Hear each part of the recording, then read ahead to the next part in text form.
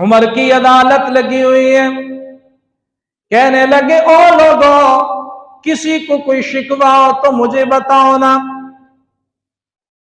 کسی کو کوئی شکایت ہو، کسی کو کوئی تکلیف ہو، مجھے بتاؤ۔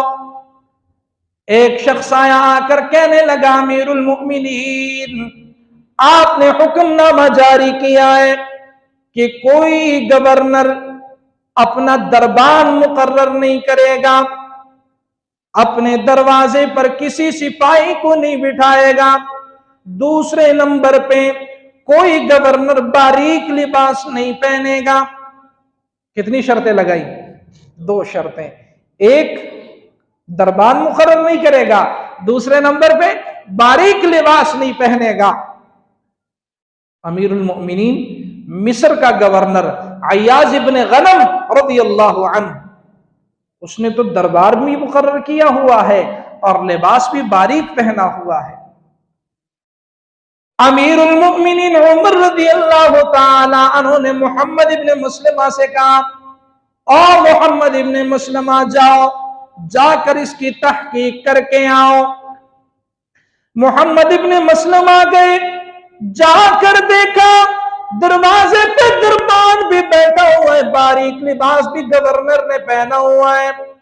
گرفتار کر لیا گیا، فاروق اعظم کی عدالت میں لے آئے، مدینۃ الرسول میں، حضور اکرم صلی اللہ علیہ وسلم کے شہر میں لے آئے۔ فاروق اعظم رضی اللہ تعالی عنہ نے فرمایا، عیاض ابن غنم، تجھے شرم نہیں آتی اس بات کی؟ اس سے پہلے تو بکریاں چرایا کرتا تھا، اب تجھے گورنر کی سیٹ پر آئے ہو، گورنر کا عہدہ ملا ہے، اپنا ماضی بھول گئے ہو۔ او عیاض ابن غنم، تو اس چیز کے قابل نہیں ہے، تجھے اس چیز کی فکر نہیں ہے، تجھے رعایا کی فکر نہیں ہے۔ او عیاض ابن غنم، تو نے بہت بڑی غلطی کی ہے۔ محمد ابن مسلمہ سے کہا، اس کے کپڑے بھی اتارو، اس کو واپس مکہ مکرمہ کی پہاڑیوں کی طرف بھیج دو، بکریاں اس کے حوالے کر دو تاکہ پہاڑوں پر جا کر بکریاں چلائے، اس کو احساس ہو اس بات کا رعایا کا کیا خیال کرتے ہیں، اپنے ساتھ کیا کرتے ہیں۔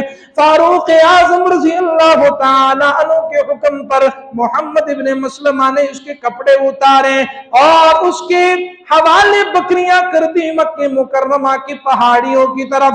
اور لوگوں، مسلمانوں نے نہیں بلکہ عیسائیوں نے فاروق اعظم کا عدل دیکھ کر کہا، رب محمد کی قسم آج تک ایسا عادل حکمران نہیں دیکھا۔ عیسائیوں نے کہا آج تک ایسا عادل حکمران نہیں دیکھا۔ میں قربان جاؤں عمر تیری عدالت پر، عمر تیری سیاست پر، عمر تیری بصیرت پہ قربان جاؤں، اور لوگوں قربان کیوں نہ ہوں، کیونکہ تربیت کرنے والے آمنہ کے لال ہیں، یہ وہ عمر ہے۔ اللہ اکبر۔